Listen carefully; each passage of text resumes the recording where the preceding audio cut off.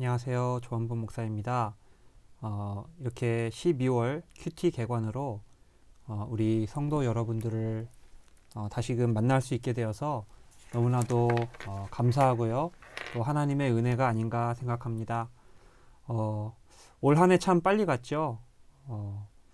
언제 이렇게 2020년이 다 지나갔나 싶을 정도로 금방 지나간 것 같은데요.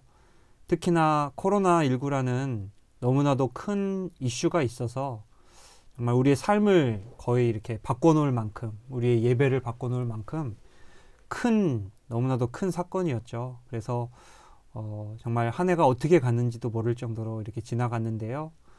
그럼에도 불구하고 또 한 해가 갔고 또 예수 그리스도가 오신 대강절을 우리가 함께 맞이하게 됩니다.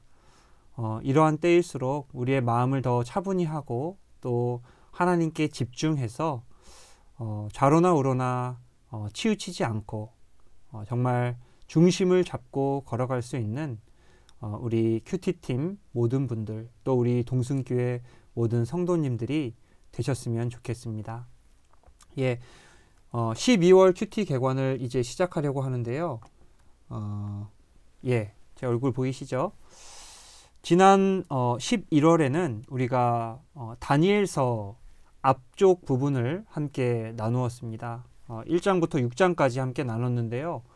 그 큐티 개관 1장부터 6장까지는 다니엘서에서 역사적인 사건들에 대해서 많이 다뤘죠. 그래서 다니엘이 바벨론으로 포로로 끌려왔던 그 사건부터 시작해서 또 그 다음에 다리오 왕, 그 다음에 뭐 이렇게 세 왕에 거쳐서 벨사살 왕, 다리오 왕에 이르기까지 이렇게 오랜 시간 동안 그 나라의 총리로서 있었던 다니엘이 겪었던 많은 사건들, 그 과정 가운데 지켰던 신앙과 믿음의 사건들에 대해서 우리가 함께 살펴보았습니다.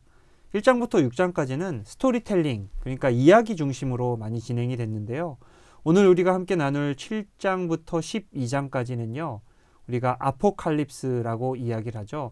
묵시적인 성격이 굉장히 강한, 그러니까 예언에 관한 미래에 대한 예언, 이런 것에 대한 글들이 많이 있습니다. 그래서 어려울 수 있어요. 조금 힘들 수 있고 어떨 때 보면은 좀 무서울 수도 있고 하지만 어떤 분들은 이 글을 나중에 우리 종말에 정말 이 세상 끝날에 있을 예언으로 생각하는 분들 혹은 해석하는 분들도 많이 계신데요. 사실은 이미 지나간 과거 역사에 대한 기록임을 우리가 알 수가 있죠. 그래서 그렇게 무섭게 보기보다는 과거의 어떤 일들에 대입해가면서 하나하나 맞춰가면은 크게 어렵지 않게 우리가 이해할 수 있는 그런 성경 말씀이기도 합니다. 그래서 7장부터 한번 우리가 나눠보도록 하겠습니다. 자, 아이고 제 얼굴이 가려서요. 자, 7장 1절에서 이렇게 시작을 합니다. 바벨론 벨사살 왕 원년에 다니엘이 그의 침상에서 꿈을 꾸며 머릿속으로 환상을 받고 그 꿈을 기록하며 그 일의 대략을 진술하니라. 이게 7장 1절 처음 시작하는 말씀입니다. 자, 여기 누가 등장을 하죠? 벨사살 왕이 등장을 해요. 벨사살 왕은 누구예요? 다니엘서 5장에 등장했던 뭐라고 할까요? 그 바벨론의 마지막 왕이죠. 그래서 다니엘서 5장을 보면은 메네메네 데겔 우바르신이라는 이 말로 대표되는 사건이 있었죠. 이 벨사살 왕이 예루살렘 성전에서 가져온 기물들과 성물들로 술을 담아 마시고 우상을 숭배할 때에 글씨가 나타나서 이 메네메네 데겔 우바르신 저울로 달아보았더니 부족함이 보여서 내 나라가 나누이리라, 이런 뜻을 가지고 있죠. 이게 이제 벨사살 왕의 마지막이었거든요. 이게 다니엘서 5장에 기록이 되어 있어요. 그 이후에는 이제 다니엘서 6장에서 메대의 첫 번째 왕이었던 다리우스, 성경에서는 다리오라고 이야기하는 이 왕이 나라를 얻으면서 사건이 시작되고, 그래서 이 다니엘이 사자굴 속에 들어가는 그 이야기가 6장에 기록이 되어 있어요. 그러니까 이 7장에 벨사살 왕 원년이라고 기록을 하고 있기 때문에 이 7장은 다니엘서 5장 이전에 다니엘이 받은 계시의 말씀이다. 그래서 7장이 먼저고요. 그 다음에 5장, 6장 이런 순서로 역사적 사건 연대가 진행이 된다라는 것을 기억을 하시면 좋겠습니다. 그래서 이때 받은 다니엘의 환상이 무엇이냐? 벨사살 원년에 벨사살 왕이 받은 환상이 아니라 다니엘이 침상에서 받은 환상이라고 했어요. 그 환상이 어떤 환상이냐? 자, 한번 그림으로 보시죠. 자, 이게 이제 환상이기 때문에, 그리고 다니엘이 글로 기록한 것이기 때문에 우리가 전체를 다 완전하게 구현은 하지는 못하지만 그 설명들을 가지고서 그 환상을 대략적으로 구성해 보면은 아마도 이런 모습이었을 것이다. 자, 그래서 2절, 3절에서 다니엘이 이렇게 이야기를 합니다. 다니엘이 진술하여 이르되 내가 밤에 환상을 보았는데 하늘에 네 바람이 큰 바다로 몰려 불더니 큰 짐승 넷이 바다에서 나왔는데 그 모양이 각각 다르더라. 자, 그래서 여기 뒤에 요 배경이 뭐예요? 이 짐승들이 나오는 요 뒷배경이 큰 바다예요. 큰 바다. 그래서 바다에서 이 짐승들이 나오더라. 자, 물, 바다, 어떤 이런 그 이미지가 어떻게 느껴지시나요? 어떤 분들은 이 물에 대해서 생명의 근원이다. 물은 좋은 것이다. 물론 그런 이미지도 우리가 물을 통해서 받을 수가 있는데요. 특별히 성경에서 이야기하는 물의 이미지, 특별히 바다라는 이미지는요, 어떤 이미지냐면은 혼돈, 악, 그 다음에 무질서, 어떤 악의 근원, 이런 것들을 바다라고 표현하는 경우가 많이 있다라는 것을 우리가 기억할 필요가 있습니다. 그래서 이 욥기라는 성경책을 보면요, 어떤 이야기가 나오냐면요, 고대 때부터 하나님께서 이 태초를 지으신 이후에 리오야단이라는 아주 흉폭하고 무질서하고 혼란스러운 어떤 짐승이 등장을 하는데 이 짐승을 하나님께서 딱 제압을 하시죠. 근데 이 짐승이 어디에서 나와요? 바다에서 나와요. 바다. 바다는 우리가 생각하는 것처럼 특히 뭐 바다는 짠물이잖아요. 어떤 생명의 근원이 아니에요. 바다는 혼돈의 근원이고 무질서의 근원이고 악의 근원이다.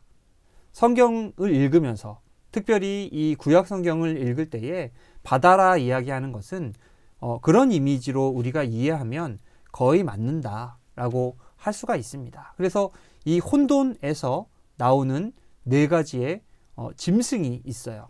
자, 이 짐승이 어떤 것들이냐 한번 보시죠. 첫 번째 나온 게 뭐예요? 이 사자의 형상을 했는데 이렇게 기록이 되어 있습니다. 첫째는 사자와 같은데 독수리에 날개가 있더니, 자, 요게 이제 첫 번째 나온 짐승이고요. 두 번째는 이게 뭐 같으세요? 곰 같죠? 둘째는 곰과 같은데 그것이 몸 한쪽을 들었고, 자, 일어난 거예요. 그 입에 이 사이에는 새 갈빗대가 물렸는데, 자, 여기 갈빗대를 입에 물고 있어요. 자, 이게 두 번째로 나온 짐승. 자, 세 번째는 뭐예요? 다른 짐승. 곧 표범과 같은 것이 있는데 그냥 표범이 아니고요. 새의 날개 넷, 그 다음에 머리 넷이 있어요. 그러니까 머리가 4개 달리고 날개가 4개 달린 짐승. 이 표범. 이게 세 번째로 나왔고요. 네 번째는 뭐예요? 형언을 할 수가 없어요. 표현을 할 수가 없어요. 무섭고 놀라우며 또 매우 강하며 또 쇠로 된 큰 이가 있어서 막 이런. 그래서 다니엘이 그것을 보고서 굉장히 두려움을 느끼게 되는 어떤 그런 형상의 짐승이 이 바다로부터 네 번째 나오더라. 그리고 이 짐승은 10뿔을 가지고 있습니다. 이 머리 보면은 뿔이 막 달렸죠. 이게 10개의 뿔이에요. 그래서 이 4개의 짐승이 나오는 것을 다니엘이 환상 가운데 목격을 하게 되는데요. 이게 이제 종말에 있을 어떤 그런 거라기보다는요, 역사 속에서 발견하게 되는 네 가지의 제국을 상징한다. 그래서 이 사자는 바벨론의 상징이 사자거든요. 이 바벨론 제국을 상징하고요. 요 곰은 메데와 바사, 그러니까 메디아와 페르시아 제국의 어떤 뭐라고 해야 돼, 발흥을 상징하고요. 그 다음에 요 네 개의 머리, 요 네 개의 머리는 다 의미가 있어요. 요 표범 형상의 짐승은 헬라 제국, 알렉산더 대제를 통해서 건설된 너무나도 큰 그리스 헬라 제국을 의미를 하죠. 그 다음에 이 크고 무서운, 막 매우 강하고 쇠로 된 이가 있는 이 강력한 무서운 짐승은 그 이후에 따를 로마 제국을 의미한다. 그렇게 이야기를 할 수가 있다라는 것이죠. 그래서 이 다니엘서 7장의 환상은요, 어떻게 이해를 할 수 있냐면요, 다니엘서 2장에 느부갓네살 왕이 꾸었던 꿈과 우리가 대칭적으로 이해를 할 수가 있다. 자, 기억나세요, 여러분?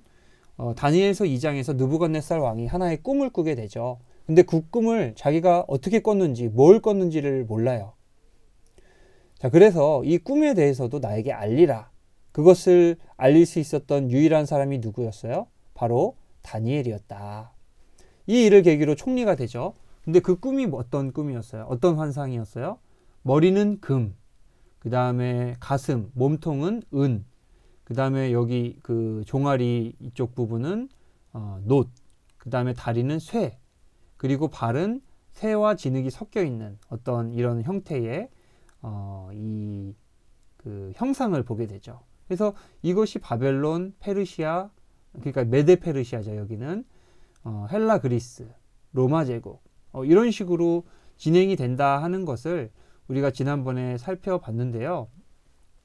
마찬가지예요. 7장이 요 날개 달린 사자, 그리고 갈빗대를 문 곰, 그 다음에 머리와 날개가 4개씩인 표범, 그 다음에 10뿔 달린 아주 무섭고 강한 짐승, 요게 똑같이 이렇게 진행이 되더라. 바벨론 제국, 메디아 페르시아 제국, 헬라 그리스 제국, 로마 제국에 이르기까지 요런 순서로 이렇게 진행이 되는 것. 그 다음에 10뿔은 그 이후에 있을 열국 시대를 이야기를 하게 되는데요. 요건 나중에 이제 이야기를 하게 됩니다.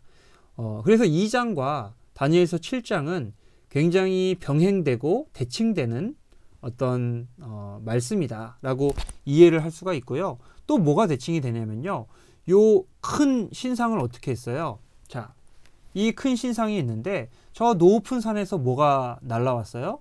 뜨이지 않은, 손대지 않은 큰 돌이 날라와서 이 신상을 무너뜨리죠. 그리고 이 날라온 돌이 어떻게 돼요? 점점 커져서 큰 산을 이루더라 하는 환상을 느부갓네살 왕이 보았던 것을 우리가 살펴봤어요. 이게 뭘 의미해요? 모든 제국은 다 무너진다라는 거예요. 사람의 손으로 세워진 모든 사람의 나라, 제국, 큰 권세들은 언젠가는 무너지고 넘어지지만 결국에 마지막에 세워지는 하나님의 나라, 이 돌멩이, 점점 커지는 이 돌멩이는 뭐예요? 하나님의 나라를 의미하죠. 그래서 그 나라는 어떻게 하다고요? 영원히 망하지도 아니할 것이요. 그리고 이 모든 나라를 쳐서 멸망시키고 영원히 설 것이라. 세상 나라는 다 망해요. 그러나 마지막에 세워질 하나님의 나라, 하나님의 왕국, 그 천국은 영원할 것이다. 이게 이제 2장의 말씀이었는데요. 7장에도 동일한 병행되는 말씀이 나온다. 나라와 권세와 온 천하 나라들의 위세가 지극히 높으신 이의 거룩한 백성에게 붙임 바 되리니 그의 나라는 영원한 나라이라. 그래서 그 나라의 모든 사람들이 섬기며 복종하리라. 이런 말씀이 7장에 기록이 되어 있다. 그러니까 뭐가 병행이 돼요? 세상의 나라들에 대한 어떤 언급들, 그쵸? 뭐 바벨론에서 로마 제국에 이르기까지 이게 병행이 되고요. 또 뭐가 병행이 돼요? 그 이후에 이루어질 하나님 나라에 대한 어떤 예언들, 이게 굉장히 닮아 있다. 그래서 7장을 보시면은 인자 같은 이가 옛적부터 아주 오래 계시던 이에게 나라를 받아서 그 나라를 다스리는 환상을 보게 되는데, 이게 뭐예요? 오실 예수 그리스도, 재림 구주로 오실 예수 그리스도께서 결국에는 죄와 사망으로 뒤덮인 이 땅을, 이 나라들을 접수하시고 하나님의 나라를 세우실 어떤 미래에 대한 예언이 지금 다니엘서에 기록이 되어 있다. 7장만 보더라도 우리가 이것을 알 수가 있다라는 것이죠. 그래서 7장을 이렇게 이해를 하시면 되고요. 그 다음에 8장 넘어가면은 처음에 1절에 뭐라고 기록을 하고 있나요? 나 다니엘에게 처음 나타난 환상 후 이제 언제예요? 벨사살 왕 제3년. 아까 7장 환상은 언제 꾼 거예요? 벨사살 왕 1년, 원년. 근데 이제 3년이 지났어요. 한 환상이 나타나니라. 내가 환상을 보았는데 그것을 볼 때 내 몸은 엘람 지방 수산성에 있었고 내가 환상을 보기는 을레 강변에서이니라. 자, 수산성은 어디예요? 이 엄청나게 방대한, 여기가 그리스죠. 여기가 이제 지금의 터키, 여기는 이제 그 이집트 지역. 그다음에 이쪽은 이제 그 이전의 바벨론 지국이었던 영토를 다 이렇게 통합한 것이 지금 이제 페르시아 제국의 영토인데 그 수도가 수산이다. 지금 여기 왜 총리니까요. 총리니까 우리나라 총리 어디에 있어요? 서울에 있죠. 마찬가지로 바벨론의 총리는 수도였던 수산에 있다. 그리고 환상은 어디서 봐요? 마치 환상, 꿈 같은 곳에서 이게 보는 거는 을레 강변, 이 티그리스 유프라테스 강의 한 어디 지류라고 이제 보이는데요. 그 을레 강변에 이렇게 환상 가운데 자기가 이제 거기에 있는 것처럼 이렇게 느끼게 되는 것이죠. 그래서 3년이 지났다. 8장은 7장보다 3년이 더 지났다. 자, 그 환상이 어떻게 생겼냐면요. 이런 환상을 봐요. 여기 두 짐승이 있는데 한 짐승이 뭐예요? 두 뿔을 가진 한 숫양을 발견을 하게 됩니다. 이 숫양도 강력해요. 굉장히 힘이 있는 숫양인데 왼쪽 서쪽에서 뭐가 날라와요? 뛰어오는 것도 아니고 날라와요. 공중에서. 그래서 숫염소가 날라와서 이 두 뿔을 가진 숫양을 제압을 합니다. 자, 여기 말씀 제가 필요한 데만 좀 발췌를 했는데요. 내가 생각할 때에 한 숫염소가 서쪽에서부터 와서 여기 날라오죠. 그것이 두 뿔 가진 숫양에게로 나아가되 분노한 힘으로 그것에게로 달려가더니 그것이 숫양을 땅에 엎드러뜨리고 짓밟았으나 숫양을 그 손에서 벗어나게 할 자가 없었더라. 그래서 이것은 알렉산더 대왕과 그 당시에 이제 페르시아 제국의 왕이었던 다리우스 대왕, 그러니까 성경에서는 다리오 대왕이라고 하는 이 두 왕의 전쟁이었는데 누가 승리해요? 알렉산더가 승리를 하죠. 그래서 바벨론 제국을 이 그리스가 점령을 하게 됩니다.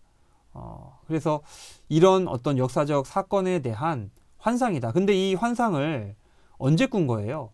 일이 일어난 다음에 다니엘이 꾼 거면은 환상이 아니죠. 그냥 있는 일을 그냥 이렇게 머릿속에서 꿈을 꾼 건데 이거는 환상이에요.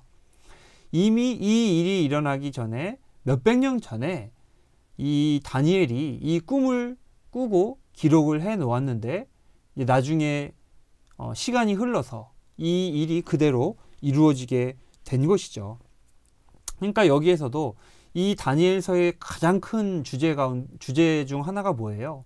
가장 중요한 것 중에 하나는 이 땅의 모든 역사는 누가 주관하신다?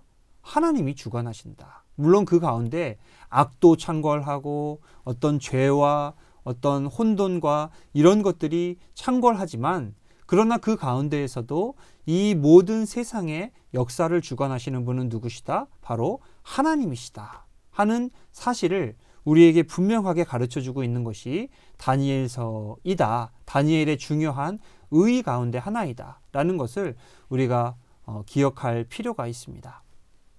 그래서 이 숫염소가 승리를 하게 되는데요. 승리하자마자 어떻게 돼요? 이제 어떻게 되냐면 숫양, 머리에 뿔이 하나가 있었잖아요. 이 뿔이 빠져요. 그 다음에 그 머리에서 4개의 뿔이 나는 환상을 보게 됩니다.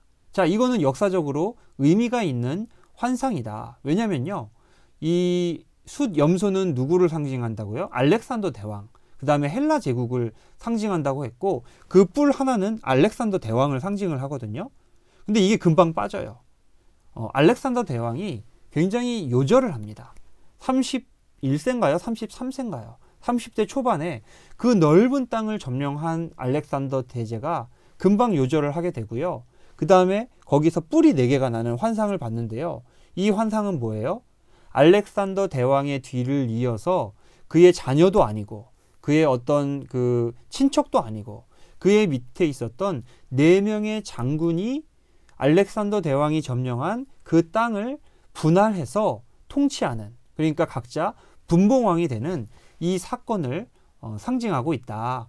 그래서 여기 보시면은 이 그 알렉산더 대왕이 점령한 엄청나게 큰 대제국을 4개의 뿔, 4명의 장군이 나눠 갖게 되죠. 이게 뭐예요? 이쪽은 카산더라는 장군, 리시마쿠스라는 장군, 안티고노스라는 장군. 요 안티고노스라는 장군이 점령한 것은 사실 여기보다 더 넓어요. 이 셀레우코스, 여기 셀류코스, 여기까지 굉장히 이렇게 포함이 되고요. 이 프톨레미라는 장군이 다스리는 곳은 지금의 이집트 지역이죠. 이렇게 4개로 나눠지게 된다. 그런데 또 어떤 환상을 가지게 돼요? 이 4뿔 가운데에서 하나의 작은 뿔이 또 나는데, 이 작은 뿔이 누구를 상징해요? 안티오코스 4세 에피파네스. 그러니까 이 이스라엘 민족에게는 굉장히 흑 역사를 선사한 악한 왕이었죠. 지금 새벽기도 기간에 담임 목사님께서 계속해서 설교를 통해서 우리에게 그 설명을 해주시고 있는 부분인데요. 사실 이 다니엘서 7장에서 12장을 이해하기 위해서는 이 안티오코스 에피파네스 4세, 이 이제 중간기에 있었던, 지금 여기 기간이 언제예요? BC 175년이죠. 성경이 기록되지 않은 이 신구약 중간기라고 이야기할 수 있는 이 시기에 있었던 아주 악한 왕이 이제 안티오코스 4세 에피파네스라는 왕인데요. 이 사람을 이해하지 않으면 이 다니엘을 이해를 할 수가 없어요. 계속해서 이 다니엘서에는 적그리스도의 어떤 그 모형으로 등장하는 하나의 인물들을 계속해서 상징적으로 표현을 하고 있는데, 그 대상은 이 안티오코스 4세 에피파네스라는 셀류코스 왕조의 왕이었다. 그래서 이 왕에 대해서 여기 이제 잘 나오죠. 이 사람이에요. 이게 지금 이제 동상이라고 해야 되나요? 뭐라 석고라고 해야 되나요? 요렇게 생긴 사람이었는데, 이 사람이 저지른 만행이 뭐예요? 예루살렘 성전에 와서 수없이 많은 율법서들을 불태웁니다. 여기 보이죠? 불태우는 거. 그 다음에 가장 큰 악행은 뭐였냐면, 수많은 제사장들과 또 유대인들과 이 사람들을 안식일 날 죽여요. 안식일 날 쳐들어가면 전쟁을 할 수 있어요? 없어요? 그들의 율법에 의해서 안식일을 거룩히 지키라 말씀하신 하나님의 율법에 의해서 전쟁을 할 수가 없거든요. 그러니까 안식일마다 쳐들어가서 이 수많은 유대인들을 학살했던 것이 안티오코스 4세 에피파네스이다. 그런데 그 무엇보다도 가장 잔혹했던 것은 이 성전 안에 제우스 신상을 세워요. 그리고 이 제우스 신상 앞에서 돼지의 피를 흘리면서, 그곳에 돼지의 피를 뿌리면서 이방신에게 제사를 드리는 아주 악한 만행을 저질렀던 왕이 이 안티오코스 4세 에피파네스이다. 혹시 여러분들 기억하세요? 지난 11월 달에 제가 데살로니가 후서에 대해서 말씀드리면서 이제 적그리스도에 대한 언급이 나오는데, 데살로니가 후서에 나오는 이 적그리스도에 대해서 묘사하면서 누구를 모델로 했다라고 이야기했어요? 이 안티오코스 4세에 대한 이야기를 제가 잠깐 언급했어요. 마치 이 사람처럼 멸망에 가증한 것이 거룩한 곳에 서는 그날이 오게 될 것이다. 어떤 이런 데살로니가 후서의 이야기를 했었는데요. 바로 그 안티오코스 4세가 이 다니엘서에도 등장을 하더라. 그래서 그 환상 가운데에 한 뿔에서 또 작은 뿔 하나가 나서 그것이 하늘 군대에 미칠 만큼 커져서 그 군대와 별들 중에 몇을 땅에 떨어뜨리고, 자, 하늘 군대 이스라엘에 대적을 한다. 하나님께 대적을 하는 이 안티오쿠스의 행동들을 이렇게 예언을 통해서 이야기하고 있는 것이죠. 스스로 높아져다, 교만하다는 거죠. 군대의 주제를 대적하며, 이 군대의 주제가 누구예요? 하나님이죠. 하늘의 군대의 주제니까 하나님이에요. 그에게 매일 드리는 제사를 없애버리고 제사를 못 드리게 이런 식으로 제우스 신상을 앞에 세우고 그의 성소를 헐었으며 그것이 또 진리를 땅에 던지며 자의로 행하여 형통하였더라. 그래서 이러한 악한 행실을 하는 안티오쿠스 4세에 대한 이런 예언을 다니엘이 이야기하고 있다라고 말을 할 수가 있는 거죠. 그래서 이것을 전해주는 사람이 바로 누구였느냐? 여기 우리가 보는 천사가 있는데 가브리엘 천사장 혹은 대천사 가브리엘이 바로 이러한 것을 다니엘에게 와서 설명을 해주고 알려주었다. 자, 8장 15, 16절. 나 다니엘이 이 환상을 보고 그 뜻을 알고자 할 때에 사람 모양 같은 것이 내 앞에 섰고, 이 누구예요? 가브리엘 천사죠. 내가 들은즉 을레강 두 언덕 사이에서 사람의 목소리가 있어 외쳐 이르되 가브리엘아, 이 환상을 이 사람에게 다니엘에게 깨닫게 하라.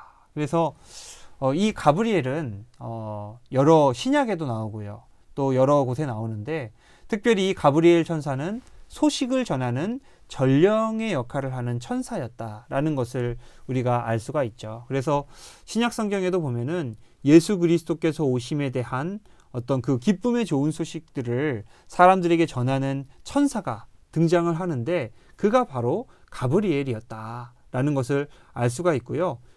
그리고 8장과 9장에 이어서 가브리엘은 하나님의 소식을 전하는, 그리고 어떤 기도의 응답을 전하는 이 전령의 역할을 하는 천사라는 것을 우리가 알 수가 있습니다. 이런 전령의 역할을 하는 천사도 있는 반면에요, 싸움을 하는 어떤 군대 장관의 역할을 하는 천사도 있는데요. 그 사람은 이 미가엘, 이 미가엘에서 이제 오늘날 영어 마이클이라는 말이 나왔죠. 그래서 이 미가엘 천사는 싸움을 하는, 여기 그림에서도 보시면 칼을 들고 이 어떤 사탄을 제압하는 이 천사의 모습을 가지고 있는데요. 군대 장관, 그 여호수아서를 보시면은 여호수아가 군대 장관을 만나게 되거든요.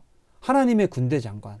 아마도 그가 미가엘 천사장이었을 것이다 라는 이야기는 굉장히 신빙성이 있는 이야기입니다. 좀 이따 나와요, 이제.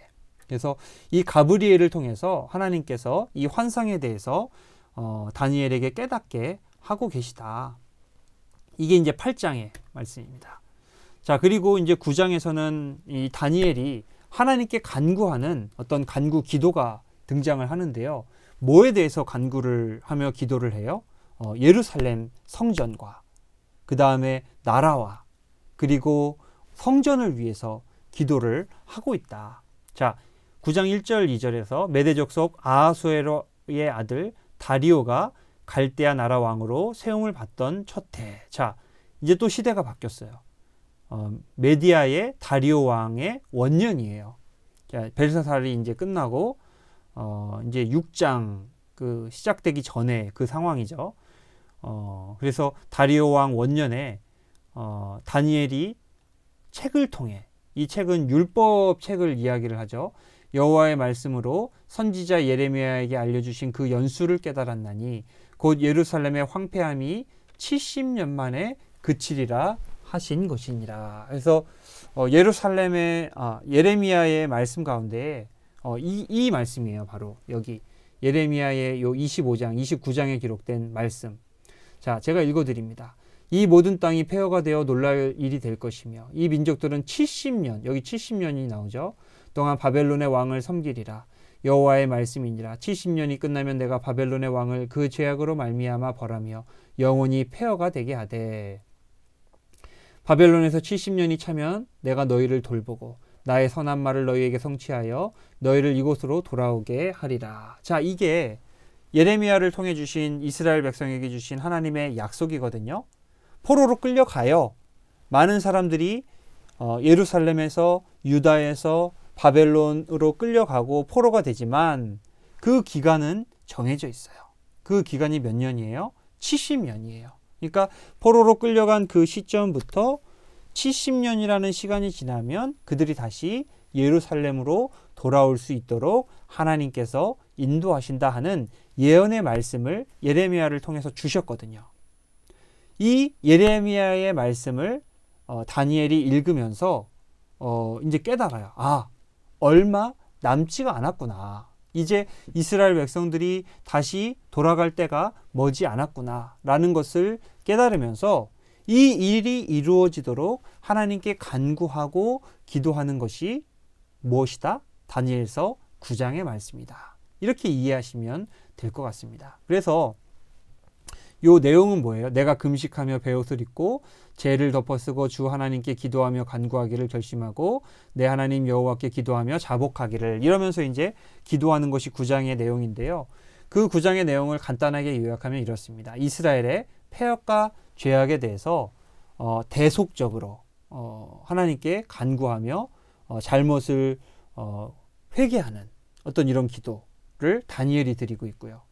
그 다음에 하나님께서 그렇기 때문에 이 이스라엘을 심판하신 것이 아닙니까? 하나님의 심판에 대한 기도를 드리고 있고요. 그래서 이것을 대속적인 회개를 통해서 하나님 용서해 주십시오. 이 백성이 이제는 하나님 거듭나서 이스라엘로 돌아가서 재건할 수 있도록 도와주십시오. 이렇게 기도하는 것이 9장의 말씀이다. 자, 다니엘서 6장을 보면은 뭐가 나와요?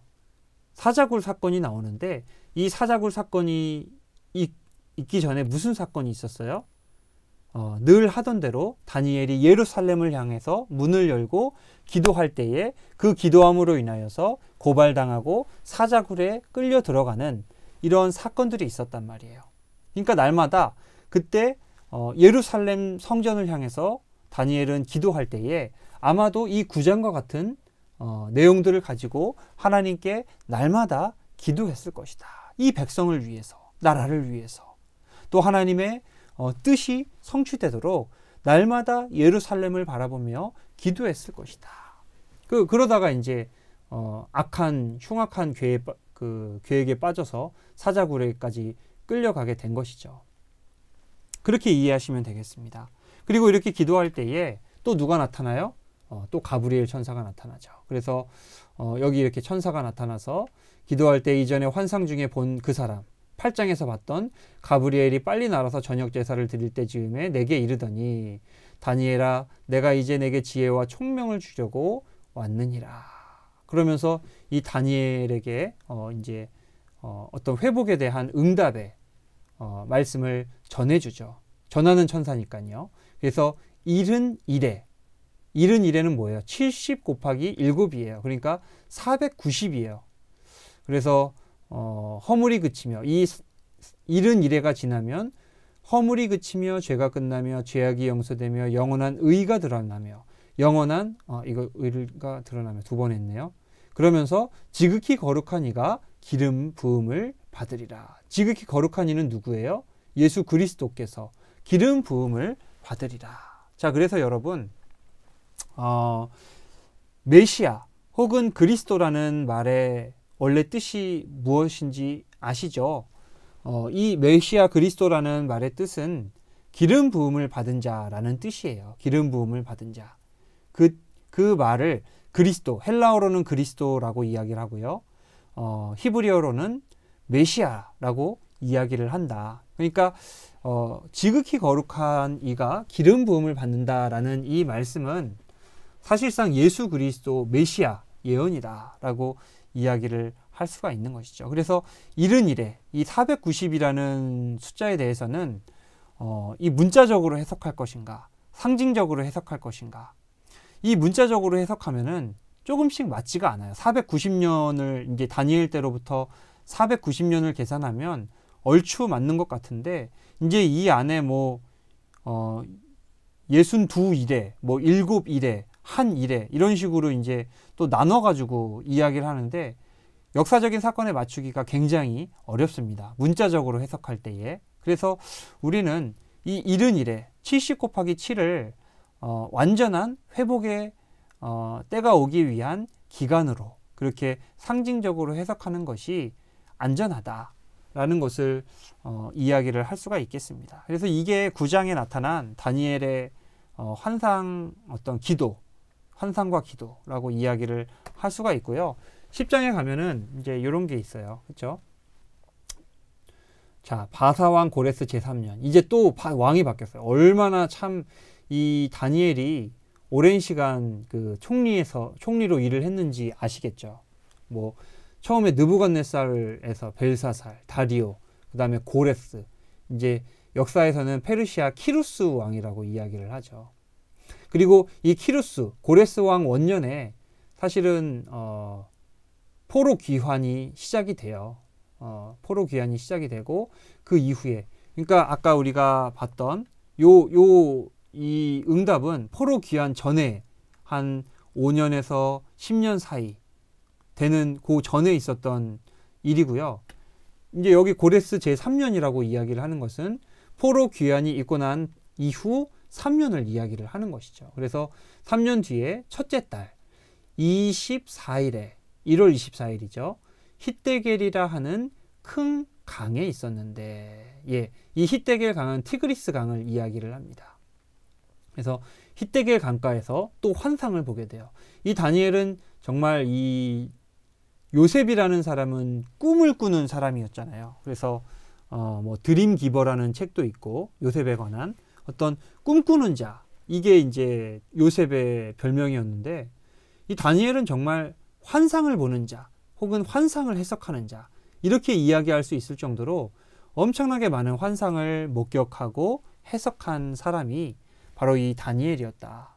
그래서 이 다니엘이 본 환상이 바로 이게 이제 100% 정확하게 이제 다 대변은 하지는 못하는데요.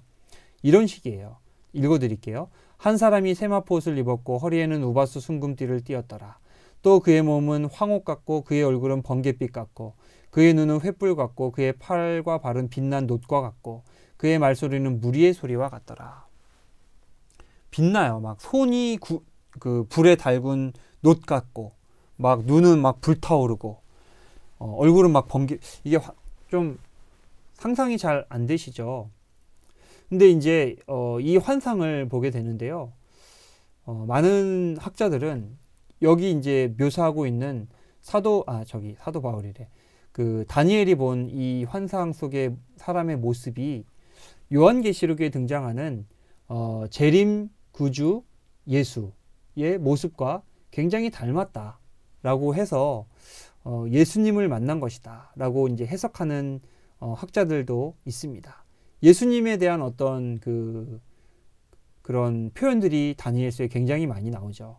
예를 들면은 뭐 인자 같은 이라고 해서 아까 7장에 나왔던 그 모습들, 혹은 다니엘의 세 친구가 풀무불에 들어갔을 때에 한 사람 더 있었던 인자 같은 사람, 어떤 그런 사람, 이런 정체들은 예수 그리스도의 어떤 그 모형일 수도 있고요.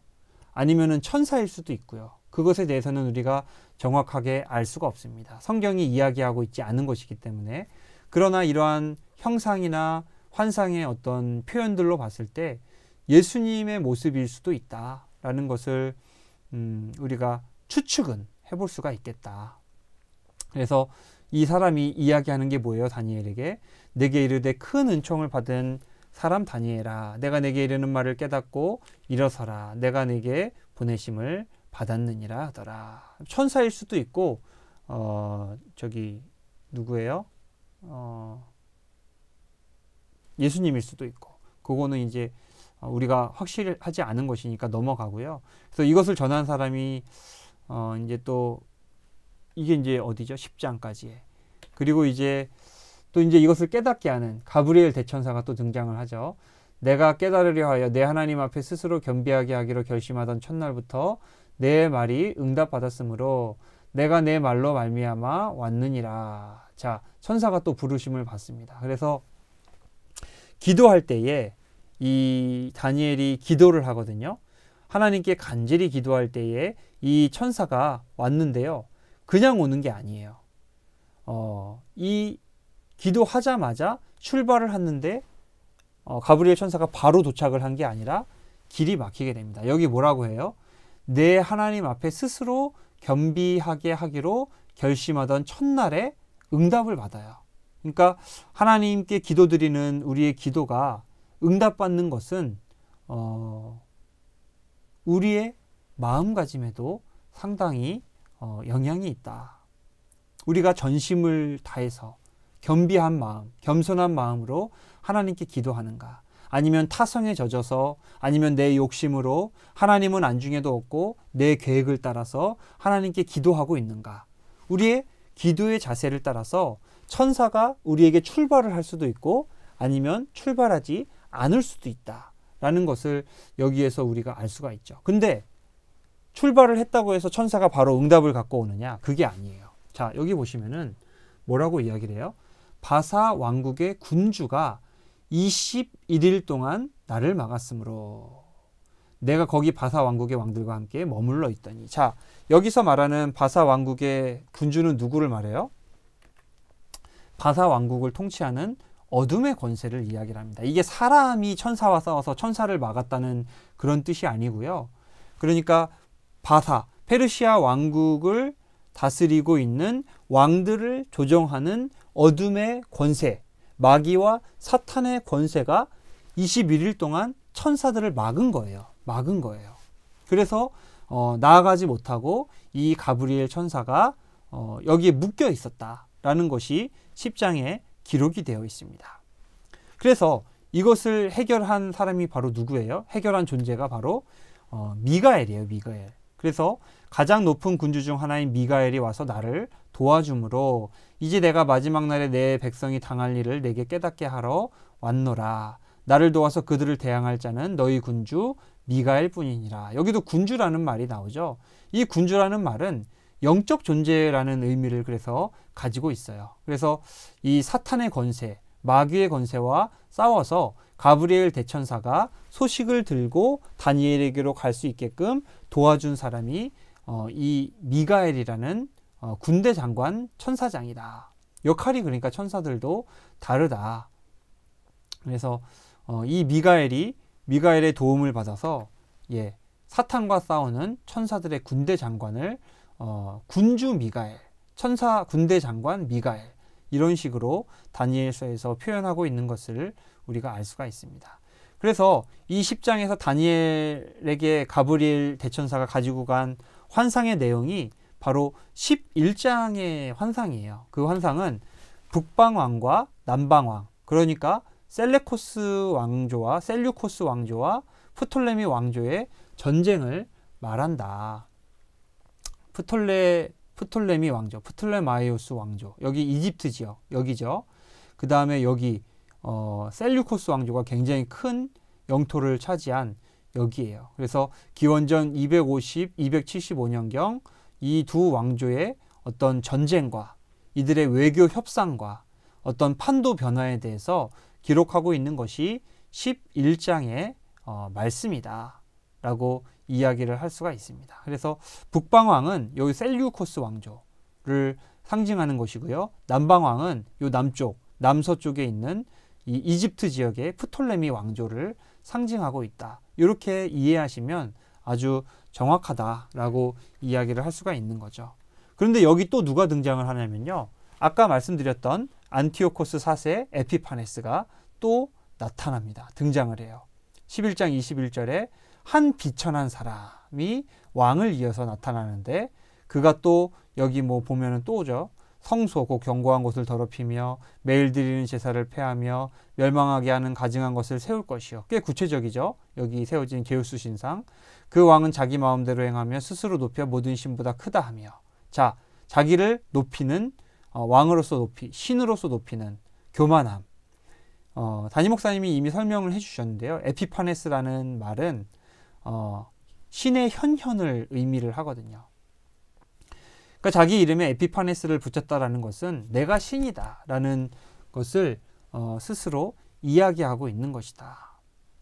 그래서 이 에피파네스라는 말이 스스로 높여 모든 신보다 크다라는 요것이 이 에피파네스라는 말에 담겨져 있다라고 이야기를 할 수가 있습니다. 그래서 여기 나오는 비천한 한 사람은 안티오쿠스 4세를 이야기한다. 이렇게 보시면 될 것 같습니다.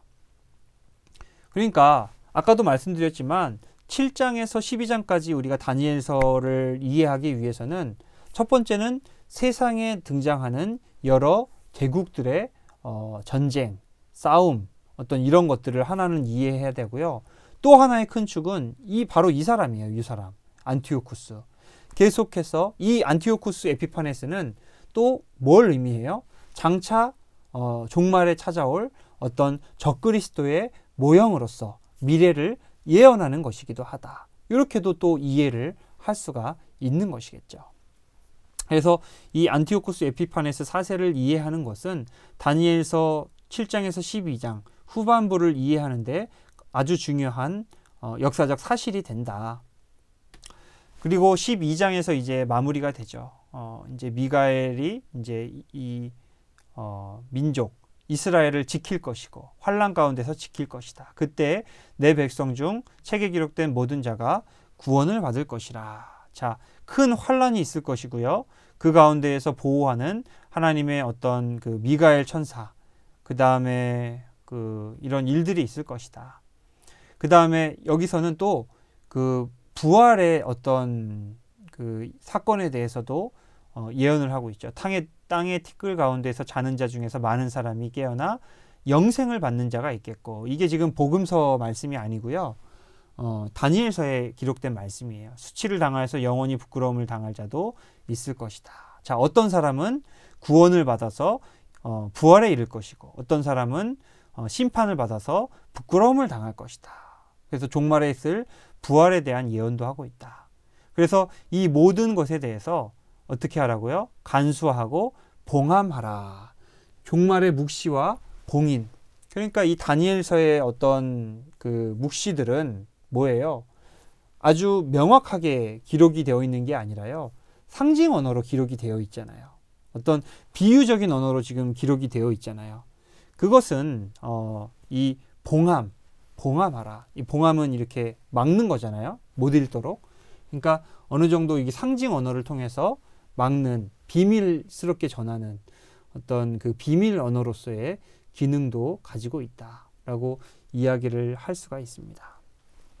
그래서 이 다니엘서 말씀을 통해서 우리는 여전히 아까도 말씀드렸지만 혼란스럽고, 이 세상의 제국은 어때요? 죄와 허물로 얼룩져 있어요.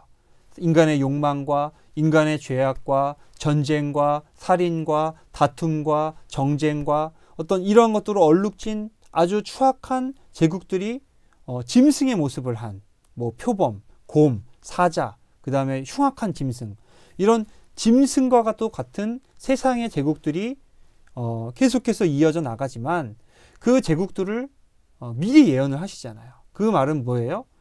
주관하시는 분은 하나님이시다. 하나님이 그 모든 추악한 제국들도 다 그분의 경영하심 아래에서 주관하고 있다라는 것. 이게 너무나도 중요한 하나의 축이고요. 두 번째는 뭐예요? 그러한 모든 제국들은 결국에는 멸망하지만 마지막에는 하나님의 나라가 영원히 서게 될 것이며 하나님의 나라가 이루어질 것이다 하는 이 미래에 대한 어떤 소망, 희망, 이런 것들을 기록하고 있는 것이 다니엘서 7장에서 12장 혹은 다니엘서 전체의 말씀이다. 이렇게 정리를 할 수가 있겠습니다. 다니엘서가 어느 정도 좀 감이 잡히고 이해가 되시는지 모르겠어요. 제가 충분히 잘 설명을 했는지는 모르겠는데요.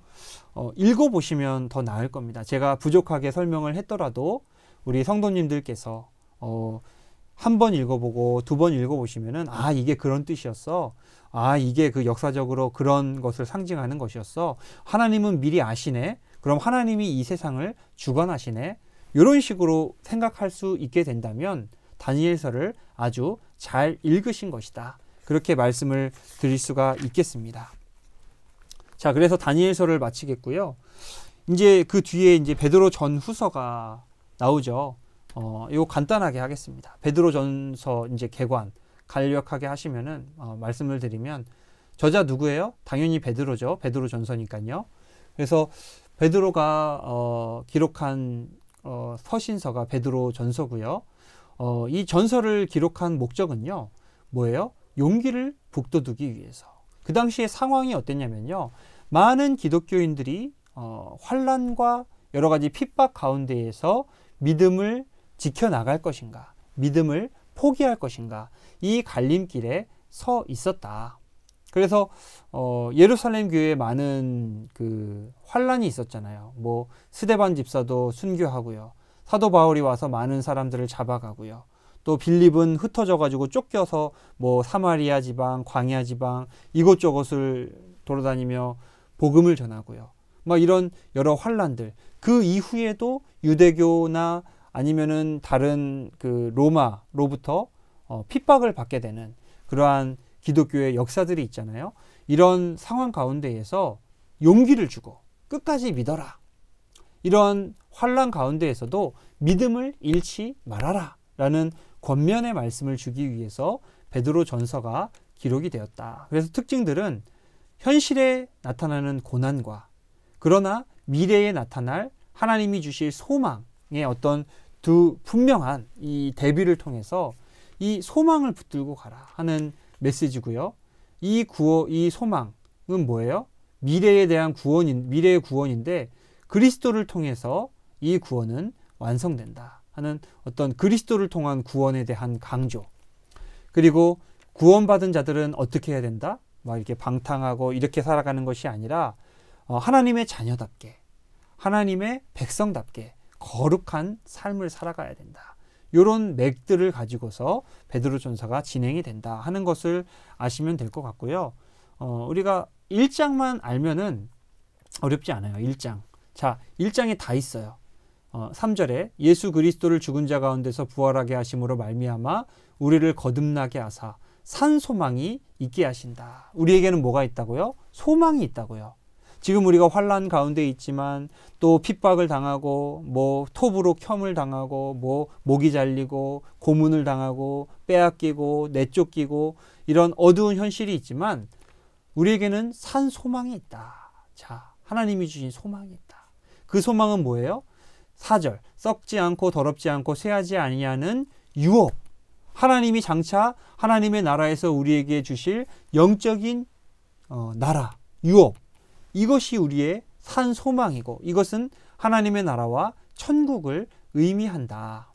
그러면 이 하나님의 나라, 하나님이 주실 유업을 우리가 어떻게 받을 수 있다고요?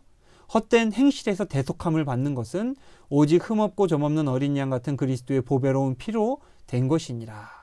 어떤 다른 금이나 은이나 어떤 세상의 물질로 되는 것이 아니라 흠없고 점없는 그리스도의 보배로운 피로 예수 그리스도를 우리가 십자가에 달리신 예수 그리스도를 믿음으로 말미암아 우리가 구원을 얻게 되고 미래에 대한 산 소망, 유업을 잇는다는 이 소망에 참여하게 된다라는 것을 이야기를 하게 됩니다. 그래서 이러한 삶을 위해서 어떻게 하라고요? 거룩한 삶을 살아가라. 너희가 벗어나지 말고 거룩한 삶을 살아가라. 이렇게 권면하는 것. 이게 이제 1장인데요. 사실상 베드로 전서 전체의 줄거리다라고도 이야기를 할 수가 있겠습니다. 자, 그래서 2장에서는 조금 더 풀고 있는데요. 우리가 어떻게 그럼 거룩하게 되는가? 산돌같이 신령한 집으로 세워져라. 하나님이 기쁘게 받으실 만한 제사를 드릴 거룩한 제사장으로 살아가라. 자, 이게 그리스도인으로서의 중요한 정체성 중에 하나고요. 또 하나는 뭐예요? 2장 9절. 너무나도 유명한 말씀이죠.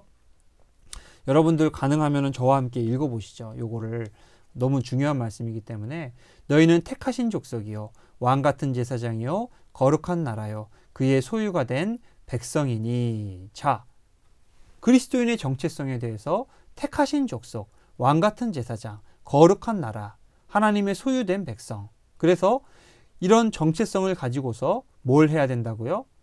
아름다운 덕을 선포해야 된다고요. 우리를 구원하신 하나님의 그 복음의 빛을 세상 가운데 비추는 것이 하나님께 부름을 받은 그리스도인으로서의 소명이고 정체성이다 하는 것을 사도 바울이 이야기하면서 이것이 거룩하게 살아가는 그리스도인의 참 모습이다. 이렇게 이야기를 하고 있습니다.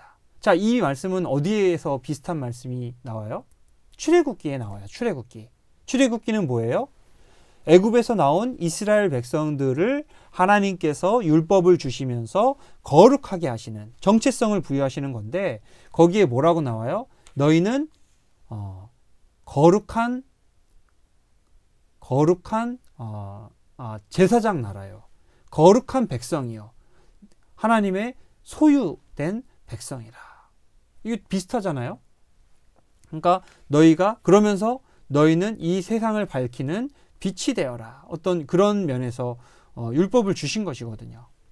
그러니까 이런 정체성을 부여하고 있다는 것은 예수 그리스도를 믿는 그리스도인들이 뭐가 된다?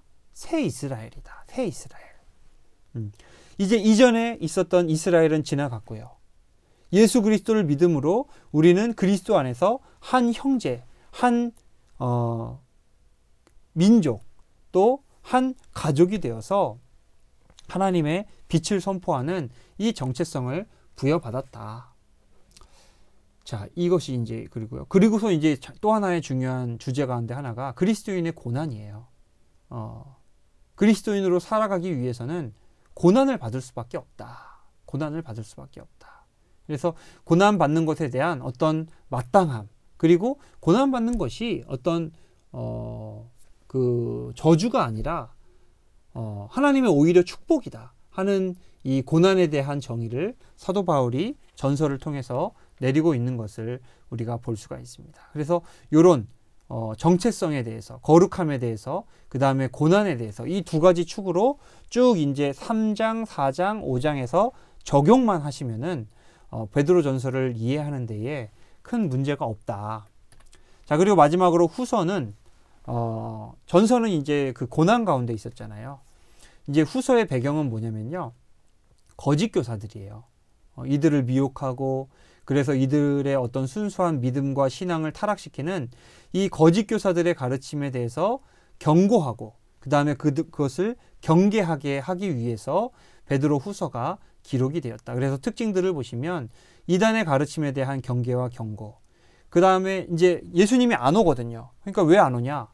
어떤 재림에 대한 재림의 지연에 대한 왜 그런가에 대한 근거도 제시하면서 끝까지 지켜라. 믿음과 신앙을 지켜라. 이런 권면들을 해주는 것이 베드로 후서에 기록이 되어 있습니다.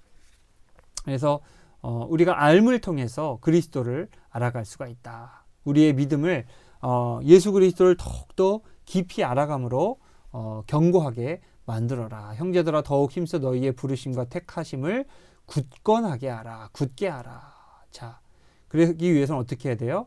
부르신 이를 알아야 돼요. 우리가 예수 그리스도를 더 알아야 되고, 이 안다라는 것은 머릿속으로 지식적으로 아는 것이 아니라 우리의 삶을 통해서 그것이 나타나는 것을 이 헬라어에서 말하는 알미라는 그 단어의 정의가 됩니다. 그래서 이 그리스도를 알아가고 그리스도를 우리의 삶 가운데 구현해 나아가는 이 모든 실천과 행함들을 알미라는 단어로 베드로는 표현을 하고 있다. 그리고 이 거짓 교사들 특징이 뭐예요?